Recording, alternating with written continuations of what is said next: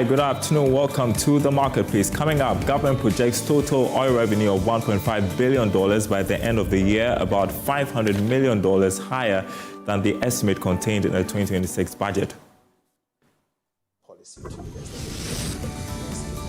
That will continue. We are also working with our partners in the petroleum sector to invest in the sector. And that will mean that the petroleum sector will also do well. And if it does do well, we can end up seeing double digit. Meanwhile, bulk oil distributors downplay expectations that refining more of Ghana's Jubilee crude locally will significantly reduce fuel prices at the pumps. We'll discuss that in a bit. Plus, CSIR Plant Genetic Resources Research Institute says inadequate funding is threatening the operations of the National Gene Bank. We'll hear its impact on our Greek resources. My name is Daryl. Kwawu. Details coming up.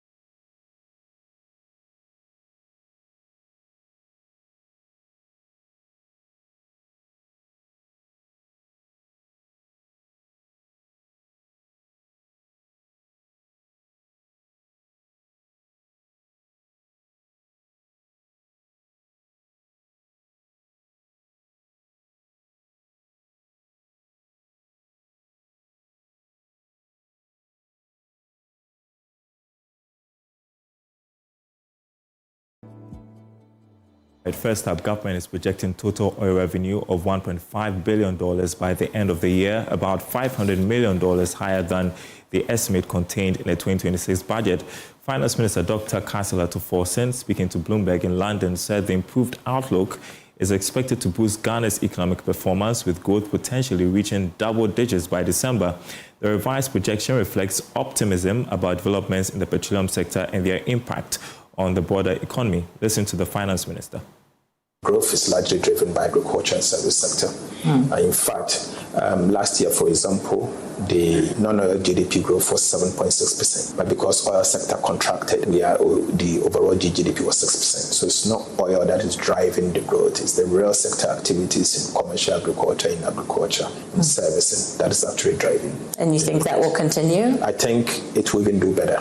It will even do better because government policy to invest heavy in the real sector, and that will continue. We are also working with our partners in the petroleum sector to invest in the sector, and that will mean that the petroleum sector will also do well. And if it does do well, we can end up seeing double digit. Meanwhile, bulk oil distributors are downplaying the expectations that refining more of Ghana's Jubilee crude locally will significantly reduce fuel prices at the pumps, while some projections suggest prices could decline marginally as a larger share of the crude from Ghana's oil field is refined domestically. Industry players say the impact may be limited. Speaking to Joy Business, Chief Executive of the Chamber of Bulk Oil Distributors, Dr. Kwawu, urged consumers to manage their expectations, noting that other several factors continue to influence fuel pricing. For pricing, that one, anybody who says because you are producing domestically, directly the prices are going to go down, I would say no, because they are like saying that good or crude oil that we are exporting, because it is coming to send you, they are not going to charge the required international price. Such commodities like gold and all these international commodities, they are internationally benchmarked, that they have platforms whereby they know where this particular product is going and who is paying for what. So such pricing is not going to be an issue, but it's just that over a long period of time, it helps improve your foreign exchange, and which we all know that the foreign exchange is a key and a major determinant on the pricing of petroleum products in the country. Well, that was on Business Live yesterday. Joining me on Zoom, chartered energy economist Ifeanyi Osu to discuss this. Good afternoon to you. So government is projecting oil revenues of $1.5 billion this year, significantly above budget estimates. How sustainable is this revenue growth in the current global oil market?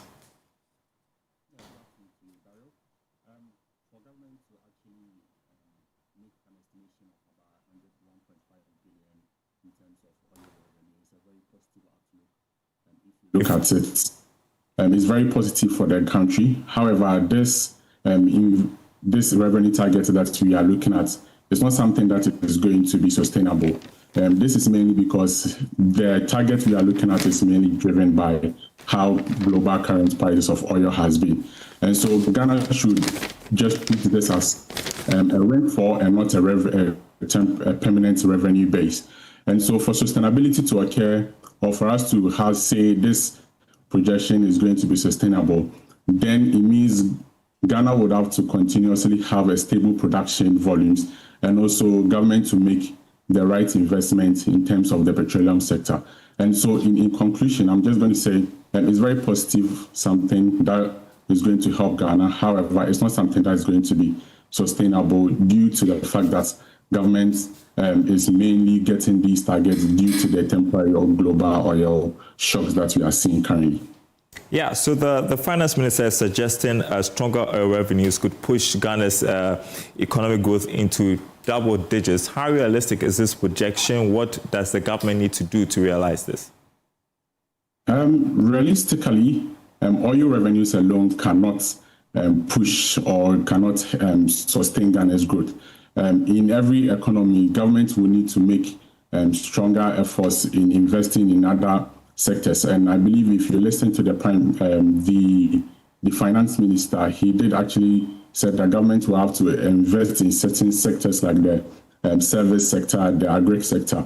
And so when you look at the revenues we are getting, it is possible that oil revenues is going to push GDP significantly, probably into double digits. However, in terms of real growth, government would have to use some of the revenue that is coming in from the oil revenues to invest in other sectors to ensure that there is real growth in the economy. And so potentially, yes, we are going to see higher GDP growth rates, but in terms of actual growth, we are not going to be seeing them. It's going to be minimal if government doesn't invest in the other sectors of the economy, which actually drives economic growth. Yeah, let's switch topics. Government is looking to refine crude locally. Yesterday we saw a ceremony with Central Oil. We've talked about Tema Oil Refinery as well, and the fact that they're going to be refining local crude. Now, there are expectations that this could impact fuel prices. People would start to enjoy cheaper fuel prices. But the industry, Chamber of Bulk Distributors, is downplaying those expectations. What do you make of their thinking that it may not likely impact on fuel pricing? In terms of fuel pricing, I think the impact is going to be seen. How significantly, though? In terms of its significance, it's not going to be that much. The only part where it's going to drive fuel to come down is the fact that most of these importers are not going to pay freight, they are not going to pay import taxes and all that. So that is potentially going to reduce the oil prices.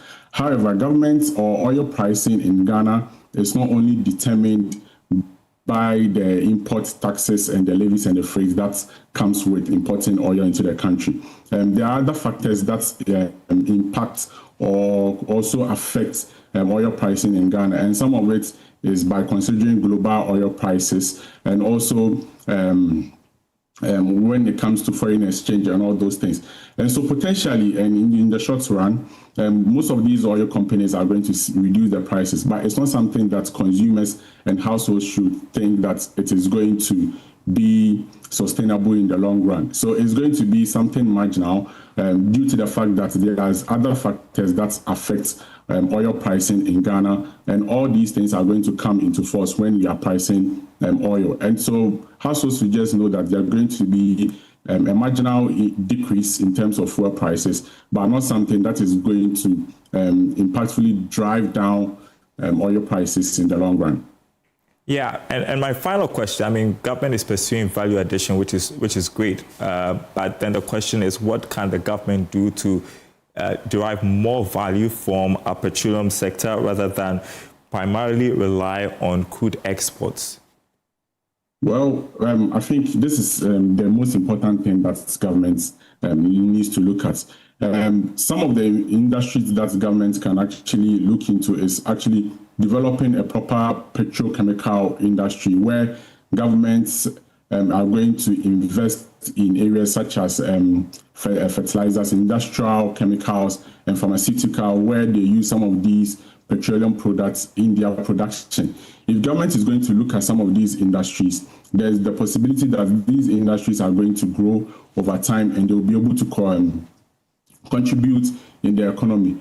Also, government should look at also refining, strengthening our refining capacity in the sense that we would be able to support both private and public refineries to process more crude domestically. If government is able to do this, then we are, in the long run, reducing the exchange rate cost that comes when we are importing oil, the freight and insurance cost that comes in. If this happens, then most of the monies that are being exported out of the country are going to stay in the economy for production to happen. And government can also invest in the agri sector, invest in value addition of products and export some of these products. Because most of the time, what we have seen is government tends to export more raw materials out of the country. If government is going to find strategic plans and put in place certain policies to ensure that investments and revenues that we are getting from exporting some of these oil goes into some of these sectors, then in the long run, obviously, we are going to see real growth in the country, and we are going to see that the government and the economy is going to grow and make sure the livelihood of people living in the economy are okay. All right. Thank you so much. Ifano Osajman, Chartered Energy Economist. Appreciate your time on the marketplace. We're taking a short break. When we come back, we have some more stories for you.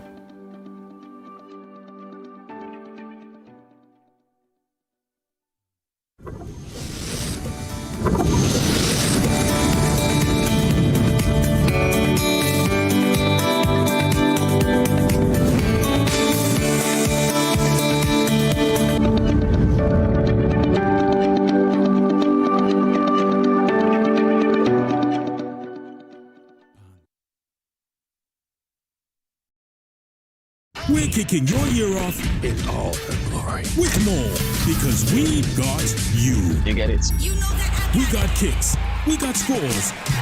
We got action. We got roars. It's my specialty. We got drama. We got fun.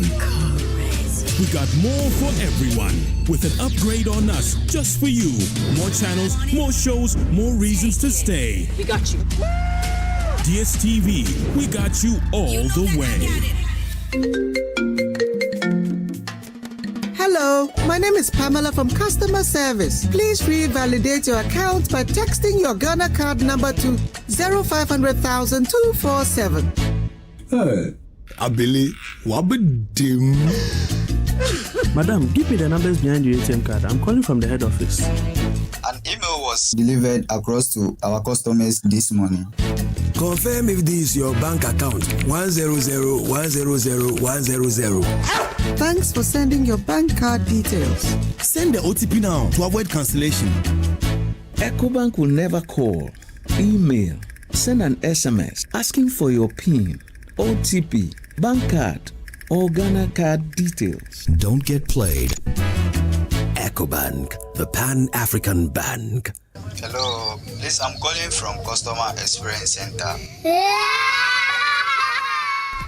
Did you know that Ghana currently spends more than 8 billion Ghana cedis annually importing food that can be produced locally? That is why this June, Joy Business and the Super Morning Show, in partnership with the Federation of Associations of Ghanaian Exporters, FAGE, bring you the Joy Agribusiness Month 2026 under the theme From Soil to Sovereignty, Building Ghana's Agricultural Self-Reliance Through Innovation. Join us on the Joy Super Morning Show, Joy News, and across Joy Business platforms for a month-long national conversation on Ghana's food security and agribusiness future. Week 1 focuses on government policy, trade and financing for food sovereignty. Week 2 explores research, innovation, mechanization. Week 3 examines infrastructure, value addition, youth participation and agricultural financing, while Week 4 highlights opportunities across key horticulture value chains. The final week looks at consumer power and Ghana's roadmap to food sovereignty by 2030.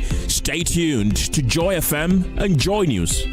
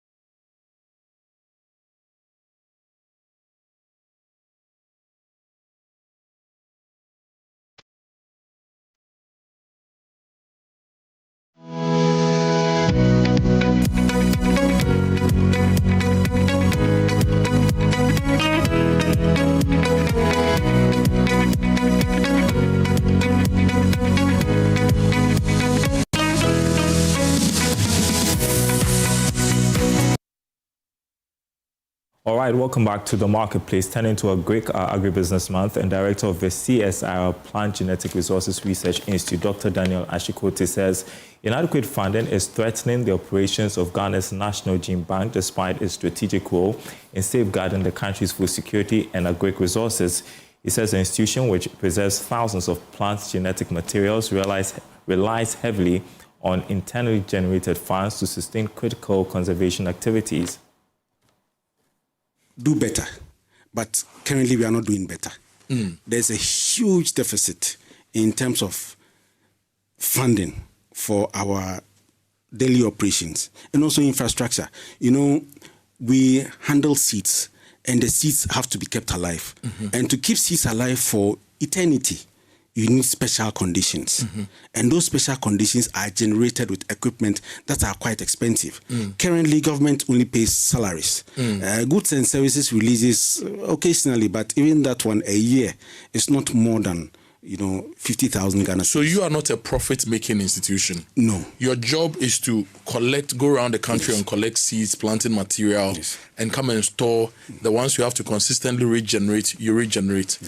And you are our Bank of Ghana and our Insurance Commission combined when it comes to our food security. And you are saying that your goods and services, occasionally you get something, but you get only your salaries. So the freezers you run, the power you run, the machinery you use, how do you fund them? Occasionally, we get donor funds, but that is few and far between. But most of the time, we depend on internally generated funds. We produce seedlings and so. And let me clarify that genetic resources are a public good. And so, as you said, rightly said, there is no profit to be made from them. We supply our material free of charge to farmers. But there are some seedlings of ornamental and fruit tree crops that we produce and sell to generate some income to support the maintenance of this vital national resource that has been bequeathed to us by generations that have gone before us, and which we have a responsibility to leave behind for generations that will come. Away from that, Ghana's healthcare and pharmaceutical sector continues to attract international attention as industry players push for greater investment and local production. At the inauguration of the 5th West Africa Pharma and Healthcare Expo in Accra, stakeholders highlighted opportunities within Ghana's growing healthcare market and called for stronger partnerships to transform the country into a pharmaceutical manufacturing hub. There's more in this report. Healthcare professionals, pharmaceutical manufacturers, investors and policymakers gathered in Accra for the inauguration of the 5th West African Pharma and Healthcare Expo. The event brought together key players in the healthcare value chain to explore investment opportunities, technology transfer and partnerships aimed at strengthening healthcare delivery across Ghana and the West African sub-region. Chief Executive of ACE Group, Pravin Singh, says Ghana has become one of the most dynamic healthcare and pharmaceutical markets in West Africa, driven by population growth, increasing healthcare awareness, and expanding healthcare infrastructure. Today marks another significant milestone in our journey, and I'm delighted to see so many distinguished healthcare professional, pharmaceutical leader, policymaker, manufacturer, distributor, investor.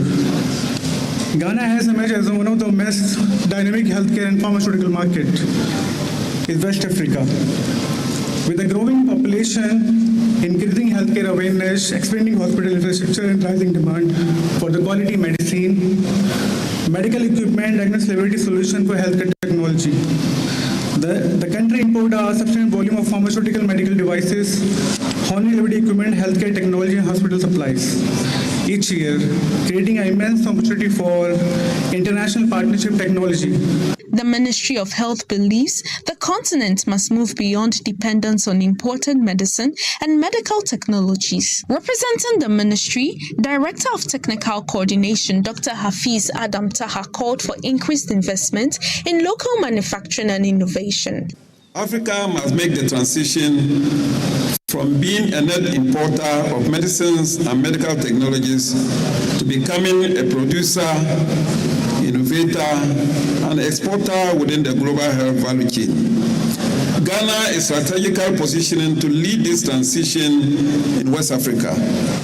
Our political stability, our strengthened regulatory environment, and our access to a regional market of over 400 million people make us a compelling and credible investment destination for investors. Stakeholders say achieving this vision will require stronger collaboration between government, investors, manufacturers, and research institutes to build a competitive pharmaceutical industry capable of serving both local and regional markets. Now, as communities across Ghana continue to grapple with the devastating impact of recurring floods, Stanbic Bank Ghana has donated relief items worth 400,000 Ghana cedis to the National Disaster Management Organization, NADMO, to support ongoing efforts to assist affected victims and strengthen disaster response. Stanbic Bank Ghana has donated relief items worth 400,000 cedis to the National Disaster Management Organization, NADMO, to support victims of recent floods and fire across the country. Head of Business and Commercial Banking at Stanbic Bank Ghana, Dinah Kalibio, said the donation reflects the bank's commitment to the well-being of Ghanaians and its purpose of driving sustainable growth. Stanbic Bank has a purpose that says that Ghana is our home and we drive its growth. You can't drive a growth when your brothers and sisters are mourning and when they are going through hardship. So we thought it wise that instead of just sitting in the comfort of our offices because we haven't yet been impacted, to step out and mourn with the people who have lost brothers and sisters, and also put out the support that they need. You know, NADMO has done a lot of good things in supporting the people who have gone through this disaster, and so we believe that equipping NADMO to be able to reach more of our impacted brothers and sisters will go a long way to support the purpose that we have as a bank. We have mattresses, we have first aid tools, we also have rice, we have tin fish, oil. All this is supposed to be more like an immediate support so that they can take some time to resettle their businesses and their families. Receiving the items, Deputy Director General in charge of Livelihoods and Migration at NADMO, Alhazuga Alberta Kuka, thanked the bank for the support and called for increased collaboration from corporate institutions to strengthen disaster response efforts. The budgetary allocation for NADMO over the years has been woefully inadequate, to say the least. And we are looking for worthy partners such as Stanbic Bank, who can come to support us. We are calling on other financial institutions and other businesses or institutions who have the capacity to support NADMO so that we can plan and be able to take care of disasters adequately in this country. The donation underscores the growing role of the private sector in supporting disaster management efforts as Ghana continues to face recurrent floods and other climate-related emergencies that threaten lives and livelihoods. All right, and that's our program, everybody. Thanks for watching. There is more news on our website, myjoyonline.com/business. Ghana's budget transparency score plunges to 22% in 2025. That's according to a global survey. Plus, Finance Minister revises India petroleum revenue target to $1.5 billion. We discussed that on this program. Get up to date on our website, myjoyonline.com/business. And thanks for watching, everyone. Take care.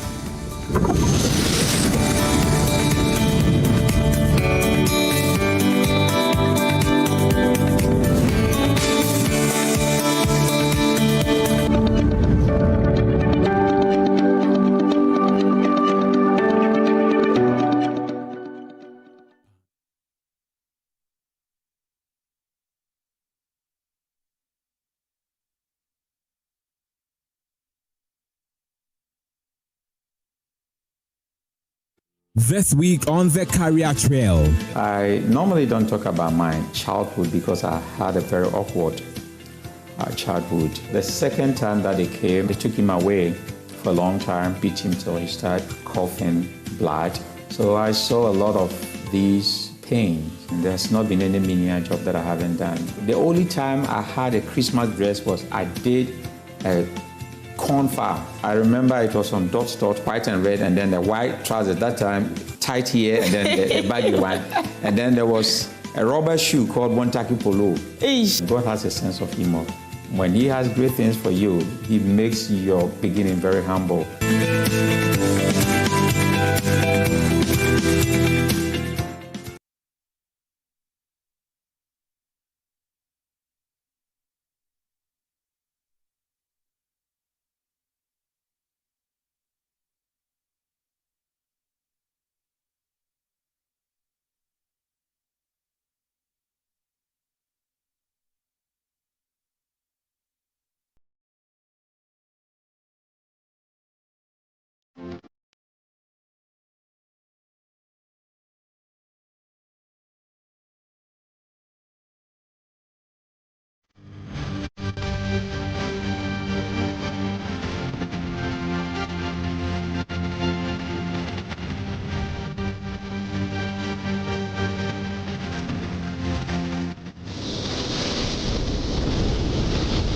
The sea is closing in on one of Ghana's most important historical landmarks, the Christian Castle, also known as the Osu Castle.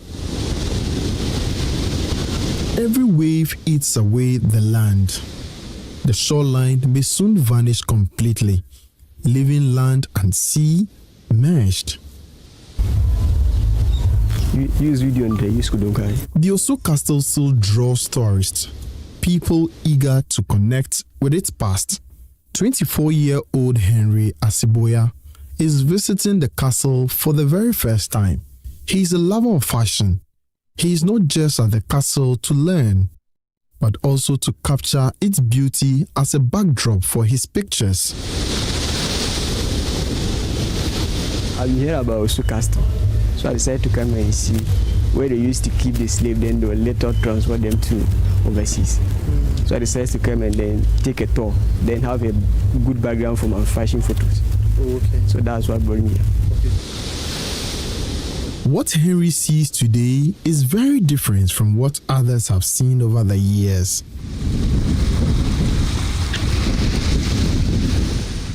Just a few meters away from the Osu Castle, 50-year-old Moses Abeka Okan sits by the shore mending his fishing net. He has lived by the sea for decades and remembers when the shoreline was far from the castle. Castle first year kuse ton sibiane shore enye ba nale tumo biane e ban shore tumo first year bele yo gono ton biane shore te ba nale first que shore fan aton sibiane ke e fon le te e petele no yo ya okote no aishi no utekile dan. Then we are young, so na bukia.